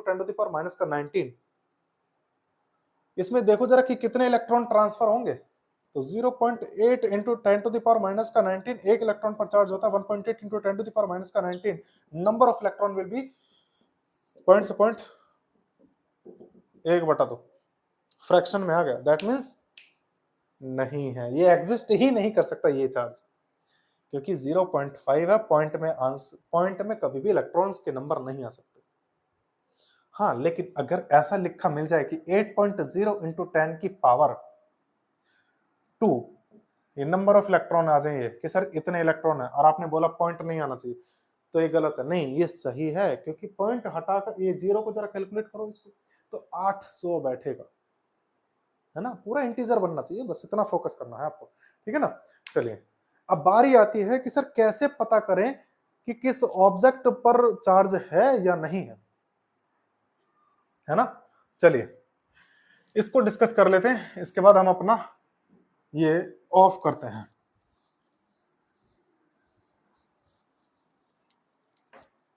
ऑफ नहीं करते अभी, तो एक चीज और है हमारी कि charging by friction, conduction, induction, ये और रह गया, इसका चार्जिंग मेथड और रह गया। इसके बाद इलेक्ट्रोस्कोप पढ़ने के बाद हम अपना मेथड देखते हैं, उसके बाद हम अपना ऑफ कर देंगे। टाटा बाय बाय, है ना। चलिए, इलेक्ट्रोस्कोप बड़ी गजब की चीज है सच में। जब मैंने पढ़ा ना इसके बारे में, मैं उछला उछला फिर रहा हूँ कि कौन सी मिनट आई मैं बच्चों को बताऊं कि यार ऐसा भी होता है इसमें। बहुत इंटरेस्टिंग चीज यार, समझ दो। बस देखो, एक बोतल होती है ना, यहाँ पे कॉर्क लगी होती है, यहाँ पे एक ऐसे करके बना होगा, है ना, कुछ भी, मतलब ये जो है ना कंडक्टिंग होगा, जो भी कुछ होगा, कंडक्टिंग रोड मान लीजिए। इस पे ऐसे कुछ हमने कील लटका दी, इस पे गोल्ड लीफ हमने लटका दी। गोल्ड लीफ इस पे, यानी कि सोने की स्वर्ण पत्ती हमने इस पे लटका दी, और यहाँ पे एक बॉल बना दी जाती है, बड़ी सी बॉल से, अच्छे सी सुंदर सी, कंडक्टिंग है ये भी। अब क्या करना है देखना जरा। सबसे पहले एक चीज को समझो कि कन्वर्जिंग और डाइवर्जिंग कुछ वर्ड होता है। कन्वर्जिंग और डाइवर्जिंग, कन्वर्जिंग का मतलब होता है इस तरीके से कि एक ही पॉइंट की तरफ चलना। अब इसमें कन्वर्जिंग का क्या सेंस है कि अगर ये पत्तियां दोनों ऐसे करके चलने की कोशिश करें तो इसको कहेंगे हम कन्वर्जिंग। क्या बोलेंगे? कन्वर्जिंग। डाइवर्जिंग कब? जब एक ही पॉइंट से अलग अलग हो जाएं, यानी कि इस पॉइंट से ये दोनों ऊपर की तरफ हो जाएं, अलग अलग चलें, ऐसे फैल जाएं। अगर ऐसे जा रही हैं तो कन्वर्ज होने की कोशिश कर रही हैं, ऐसे जा रही हैं तो डाइवर्ज हो रही हैं, यानी कि डाइवर्जिंग की कंडीशन ये है, ठीक है ना। चले, अब देखो एक कॉन्सेप्ट क्या है। अभी तक हमने एनसीईआरटी में जितनी भी बुक्स में पढ़ा है तो सिर्फ एक ही ऐसे टाइप का इलेक्ट्रोस्कोप पढ़ा है जिसमें हम कहते हैं कि अगर पॉजिटिव चार्ज मैं लेकर के आता हूं तो पॉजिटिव चार्ज इसमें positive positive positive positive positive positive, यहां भी पॉजिटिव, यहां भी पॉजिटिव। दैट मींस कि रिपेल करना स्टार्ट करेगा, रिपेल करेगा, ठीक है। अब जब जैसे ही रिपेल करेगा तो क्या होगा, ये दूर दूर भगेंगे, ये इस तरफ जाएगा, ये इस तरफ जाएगा। डाइवर्जिंग है, कन्वर्जिंग है? डाइवर्जिंग होगा। नेगेटिव लेकर आओगे तब भी सेम होगा, है ना, पक्का ना। अच्छा एक बात बताओ, अगर मैं यहाँ पे बहुत सारा अमाउंट लाकर रख दूं चार्ज का, बहुत सारा, तो ये क्या ये पत्तियां और ज्यादा फैल जाएंगी या ऊपर तक? सर बिल्कुल, क्योंकि फोर्स ज्यादा होगा, यहीं से काम आएगा। अब समझना चीज को, देखो ये तो था अनचार्ज्ड, अनचार्ज्ड इलेक्ट्रोस्कोप।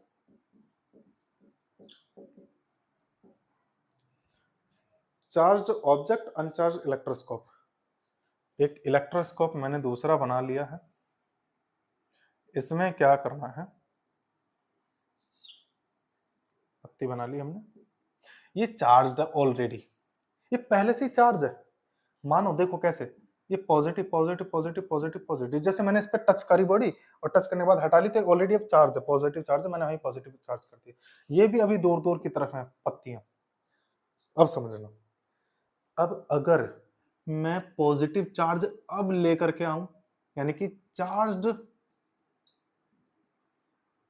इलेक्ट्रोस्कोप के पास अब मैं दोबारा से एक पॉजिटिव चार्ज लेकर आ रहा हूं, तो पॉजिटिव पॉजिटिव है ना, समझना कि पॉजिटिव इस पे पहले से ही पॉजिटिव और दे रहा हूं मैं इसको, तो और ज्यादा अमाउंट हो जाएगा।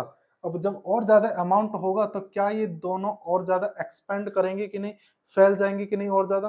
यानी कि ऐसी कंडीशन में ये और ज्यादा डाइवर्ज करेगी। ठीक है, अब अगर मैं पॉजिटिव की जगह नेगेटिव लेकर के आता हूं, तो नेगेटिव लेकर के आता हूं तो पहले यहीं पे न्यूट्रलाइज कर देगा। समझो ऐसे कि देखो, जैसे मानकर चलो भैया यहाँ पे +5 कूलम का चार्ज है पहले से इस इलेक्ट्रोस्कोप पे, उसके अकॉर्डिंग ये जो फॉइल है ये एक्सपेंड है। मैंने क्या करा सर, -1 कूलम का मैंने चार्ज लेकर आया, मैंने इस पे टच करा दिया। तो इसने क्या करा, इस ऑब्जेक्ट ने, ये जो इलेक्ट्रोस्कोप पे पहले से 5 कूलम का चार्ज था, इसमें से 1 कूलम चार्ज को अपने आप न्यूट्रलाइज कर देगा। तो इस पर बचेगा, इलेक्ट्रोस्कोप पर कितना बचेगा, +4 कूलम का। तो ये जो फोर्स इनके बीच में लगने वाला था वो भी तो कम हो जाएगा। वो कम होगा तो इसका मतलब क्या होगा सर, पत्तियां नीचे की तरफ आएंगी। क्या आएंगी, नीचे की तरफ आएंगी। अट्रैक्शन की वजह से नहीं आ रही है, इतना ध्यान रखना, अट्रैक्शन की वजह से नहीं आ रही है। लैक ऑफ चार्ज, चार्ज की में कमी की वजह से आई, क्योंकि अब चार्ज कम होगा तो फोर्स भी कम लगेगा। रहेगा तो फोर्स अभी भी रिपल्सिव, लेकिन कम होगा। अच्छा, अगर मैं -1 की जगह -5 कूलम का चार्ज कर दूं, तो सर इन गोल्ड लीफ के बीच में अब ना तो अट्रैक्शन होगा ना ही रिपल्सन होगा। मतलब अपने आप जिस भी कंडीशन इक्विलिब्रियम होगी इनकी, उस कंडीशन में आ जाएंगे। क्यों, क्योंकि -5 + 5 एक दूसरे को न्यूट्रलाइज कर देंगे, जीरो कर देंगे। जब जीरो चार्ज होगा तो इस पे भी जीरो चार्ज, इस पे भी जीरो चार्ज, यानी कि न्यूट्रल न्यूट्रल बॉडी के बीच में कोई भी अट्रैक्शन रिपल्सन कुछ भी नहीं होता है। ये कॉन्सेप्ट था इसका इलेक्ट्रोस्कोप का, और आई होप कि आपने आज पहली बार ही समझा होगा, है ना। चलिए अब आगे की चलते हैं। यानी कि ऐसा नहीं, सुनिएगा कि हम अक्सर कहते हैं कि गोल्ड लीफ हमेशा एक्सपेंड करेंगी बाहर की तरफ, चाहे जैसे ही चार्ज आएगा। जरूरी नहीं है, अगर इलेक्ट्रोस्कोप पहले से ही चार्ज है। अच्छा, अगर ये पहले से ही नेगेटिव चार्ज होता ना, तो भी डाइवर्ज करने की, कन्वर्ज करने की इसकी कंडीशन बनती। कन्वर्ज का मतलब पास पास आना, वो भी कंडीशन बनती इसकी, अगर अपोजिट चार्ज आता है तब। ठीक है ना, सेम चार्ज होगा तो डाइवर्ज करेगी, न्यूट्रल और चार्ज होगा तो भी डाइवर्ज करेगी, और अगर दोनों पे अपोजिट चार्ज है तो वो कन्वर्ज करेगी। कम या ज्यादा ये डिपेंड करता है अमाउंट ऑफ द चार्ज। चलें आगे। अब मेरे प्यारे बच्चे, अब एक चीज आप पढ़ेंगे इंपॉर्टेंट, वो भी मेथड, चार्जिंग मेथड, कि हम चार्ज को किस किस मेथड से लेकर आ सकते हैं, चार्जिंग मेथड। तो सबसे पहला मेथड है फ्रिक्शन। चार्जिंग मेथड हम डिस्कस करने जा रहे हैं, चार्जिंग।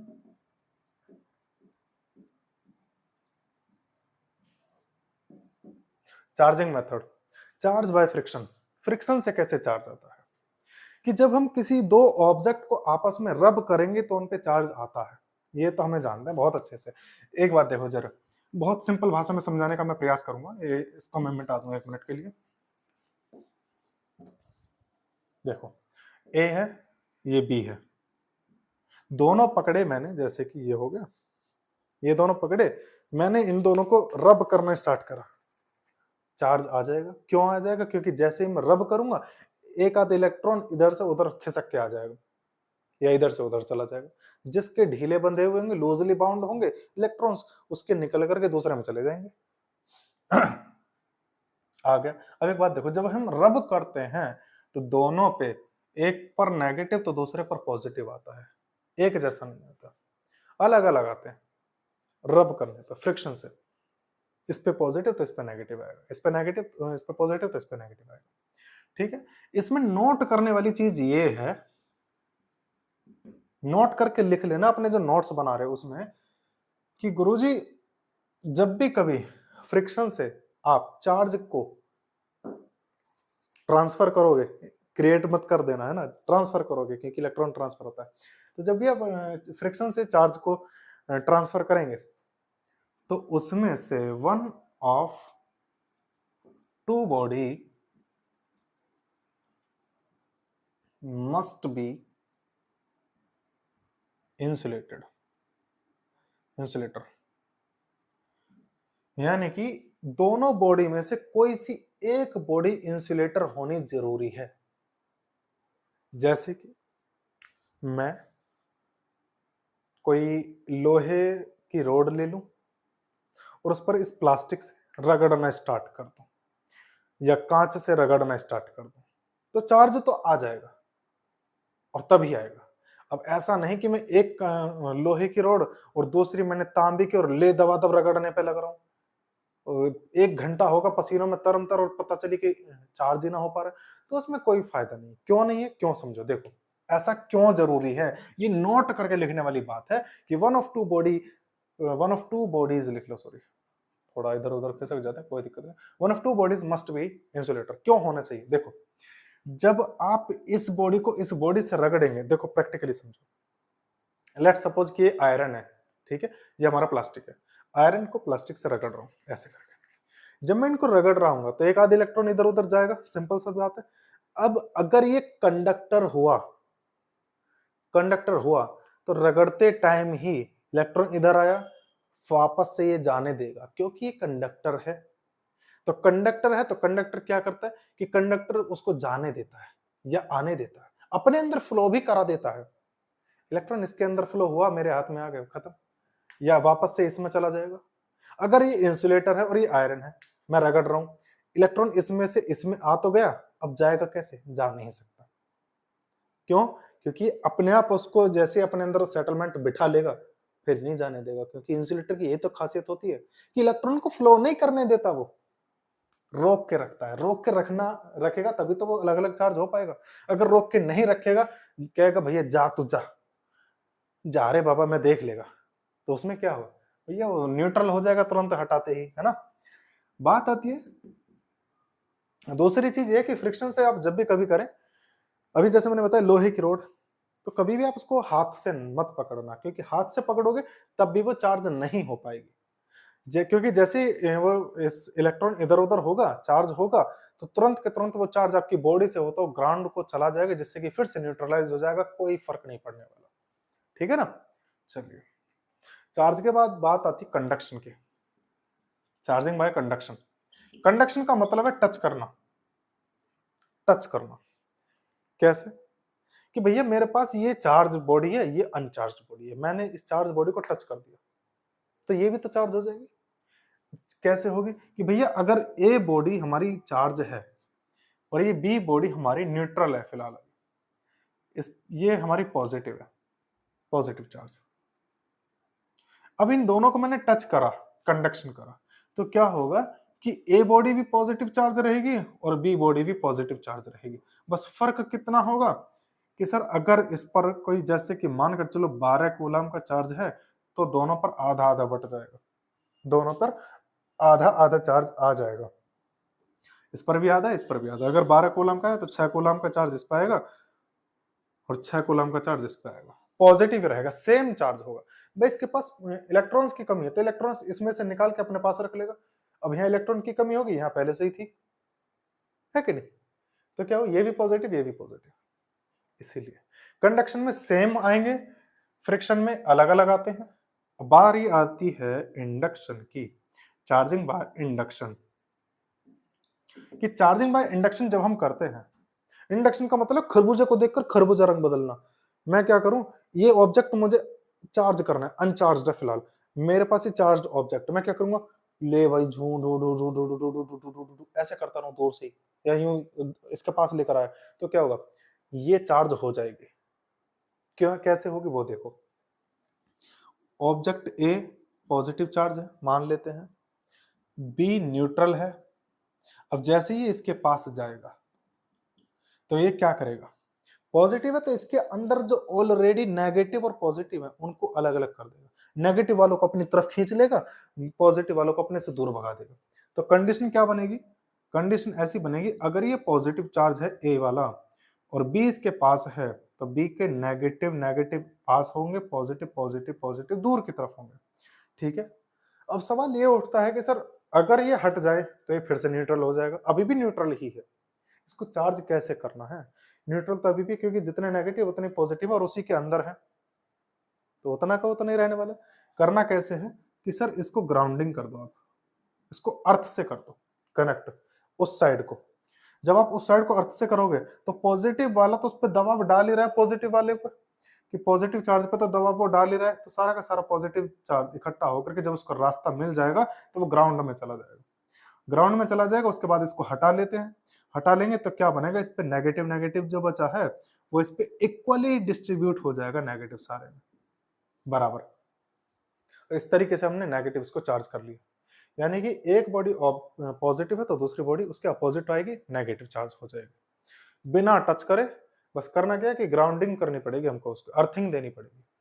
ठीक है, चलिए एक चीज और आती है इसमें, जैसे कि इसके पास 4 मानकर चलते हैं कि 4 कूलम का पॉजिटिव है ना, तो इसमें 4 कूलम का ही नेगेटिव जनरेट करेगा या फिर कम करेगा, ज्यादा नहीं कर सकता, कभी भी नहीं कर सकता। तो इसका फॉर्मूला क्या होगा सर? तो इसका फॉर्मूला ये होता है कि Q इंड्यूस्ड, यानी कि Q इंड्यूस्ड का मतलब है कि इस बॉडी के अंदर कितना इंड्यूस होगा, बराबर माइनस, इसलिए कि अगर ये पॉजिटिव है तो नेगेटिव, और अगर ये नेगेटिव है तो पॉजिटिव, यानी कि उसको जस्ट अपोजिट आएगा।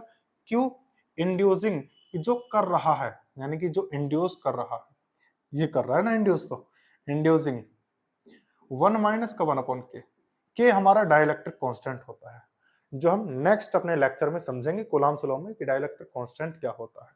ठीक है, पोलराइजेशन ऑफ द मीडियम कहते हैं इसको देसी भाषा में, है ना, उसी का होता है, यानी कि के डाइलेक्ट्रिक कांस्टेंट, ये क्या होता है इतने, यानी कि उस मीडियम के डाइलेक्ट्रिक कांस्टेंट पे डिपेंड करता है। अगर उसका डाइलेक्ट्रिक कांस्टेंट ठीक ठाक है, ठीक ठाक का मतलब इन द सेंस कि वो आपका एयर हो, वैक्यूम हो, तो कोई फर्क नहीं पड़ेगा, उतना का उतना ही जाएगा। ठीक, चलिए आई होप कि यहाँ तक आपका बिल्कुल इंपॉर्टेंट है और सही भी और समझ में भी आ गया होगा। और क्लास ज्यादा लंबी हो जाएगी और ज्यादा मैं करूंगा तो वरना बहुत भंडार है ना। तो चलिए बने रहिएगा हमारे साथ ही इसी चैनल पे, आपको डेली एक टॉपिक क्लियर कराया जाएगा, जैसे कि आज मैंने क्लियर कराया इलेक्ट्रिक चार्ज, पूरा का पूरा क्लियर कराया जाएगा जितना हो सकता है। अब इससे जितने क्वेश्चन आ सकते थे, जैसे क्वेश्चन आ सकते थे, मैंने आपको बताने का प्रयास करा। अच्छा, एक दो क्वेश्चन अभी मेरे दिमाग में अभी आया है, एक क्वेश्चन बड़ा इंटरेस्टिंग सा है, उसको समझ लीजिएगा, उसके बाद मैं करता हूं ओवर, है ना। देखो एक क्वेश्चन और देख लो, बस बड़ा बढ़िया क्वेश्चन है, अभी माइंड में है बिल्कुल अभी। देखो एक ही प्लेट है मेरे पास पॉजिटिव, एक प्लेट है मेरे पास नेगेटिव, क्योंकि सॉरी इस साइड कर लेते हैं नेगेटिव, पॉजिटिव वाले को हमने अर्थिंग से हटा दिया, इंडक्शन से हुआ ये सब, है ना। यहाँ पे मैंने क्या करा, हाई वोल्टेज सोर्स है अपना HTS, हाई वोल्टेज सोर्स, इसके बीच में एक बॉल मैंने लटका दी और इस बॉल पर मैंने कंडक्टिंग पेंट कर दिया, कंडक्टिंग पेंट, यानी कि पेंट कुछ इस तरीके का है कि उसमें चार्ज इंड्यूस हो सकता है। अब क्या होगा कि अगर मैं यहां से स्विच ऑन कर दूं तो इस बॉल के साथ में क्या होगा, बॉल क्या करेगी, कैसा रिएक्शन देगी? तो देखो बॉल यहीं की यहीं रुकी रहेगी, पक्की बात है। देखो कैसे कि सर जैसे ही आप स्विच ऑन करेंगे तो पॉजिटिव है नेगेटिव को अपनी तरफ अट्रैक्ट करेगा, क्योंकि कंडक्टिंग पेंट है, तो पॉजिटिव इस साइड जाएगा, इसके रिपल्सन से और इसके अट्रैक्शन से, हो गया ऐसे, है ना, कोई दिक्कत नहीं, बॉल कहीं भी नहीं जाएगी, क्योंकि बॉल पर नेट फोर्स 0 होगा, क्योंकि इनके बीच का अट्रैक्शन फोर्स इनके बीच के अट्रैक्शन फोर्स के बराबर होगा, सेम अमाउंट ऑफ चार्ज है, कोई फर्क नहीं पड़ने वाला। लेकिन क्या करें कि सर ऐसा ना करें कि इस बॉल को हल्का सा या तो इधर या इधर, किधर भी साइड इसको हल्का सा डिस्प्लेस कर दो। तो चलो मैं मान लेता हूं कि इस बॉल को मैंने इधर की तरफ डिस्प्लेस कर दिया, इधर की तरफ हल्का सा खिसका दिया। अब खिसकाया तो देखना क्या क्या होगा, जैसे ही मैंने इसकी तरफ खिसकाया, ये पॉजिटिव है ये नेगेटिव है, एक दूसरे की तरफ खींचेंगे, खींचेंगे इस तरीके से कि बॉल बिल्कुल चिपक जाएगी प्लेट से आकर के। अब जैसे ही ये बॉल प्लेट पर चिपक जाएगी, न्यूट्रलाइज कर दिए, लेकिन इसको पॉजिटिव तो कंटिन्यू फिर भी मिल रहे हैं, अब इस बॉल पर और ज्यादा पॉजिटिव इकट्ठे हो जाएंगे। भाई नेगेटिव तो इसने अपने आप न्यूट्रलाइज कर दिए, इसके खुद के भी कुछ पॉजिटिव न्यूट्रलाइज हुए, इसके नेगेटिव न्यूट्रलाइज हुए, लेकिन कंटिन्यू यहां सोर्स से इसको पॉजिटिव मिल रहे थे, तो इसने चिपकी हुई है तो इसको और ट्रांसफर कर दिया पॉजिटिव। अब चिपकाई तो गोंद से नहीं थी, एक अट्रैक्शन फोर्स था, जब नेगेटिव और पॉजिटिव खत्म ही हो गए तब अट्रैक्शन किसके बीच में रहे, तो सिर्फ पॉजिटिव पॉजिटिव रह गए। तो इसने क्या करा, बॉल को फेंकना स्टार्ट कर दिया, दूर की तरफ फेंक देगी एकदम, यानी कि करेगी क्या, बॉल पहले प्लेट से चिपकेगी फिर भाग जाएगी, फेंक के मारेगा। अब इसके पास पॉजिटिव है, ये नेगेटिव है, तो ये करेगा अरे बाप रे बाप, बढ़िया बढ़िया, आजा आजा आजा। ये नेगेटिव वाली प्लेट इस बॉल को अपनी तरफ और ज्यादा खींचेगी। ये बॉल ये फिर से इसके पास जाएगी, अपने पॉजिटिव को न्यूट्रलाइज करने के लिए इसको दे देगी। ठीक है, सारे के सारे पॉजिटिव निकल के वहां जाएंगे। अब इस प्लेट पर इंडक्शन की वजह से यहां से जैसे ही कुछ नेगेटिव न्यूट्रलाइज होंगे, तुरंत इसकी वजह से नेगेटिव और जनरेट हो जाएंगे। जब और नेगेटिव जनरेट होंगे और ये बॉल इससे चिपकी हुई है, तो ये नेगेटिव इसमें ट्रांसफर कर देगी। ये बॉल फिर से नेगेटिव हो गई, तो ये फिर से दूर भागेगी इससे, ये फिर यहाँ आएगी, फिर यहाँ जाएगी, फिर यहाँ जाएगी, फिर यहाँ जाएगी। इसी तरीके से ये बॉल ऑसिलेट करती रहेगी। बड़ा इंटरेस्टिंग सा है।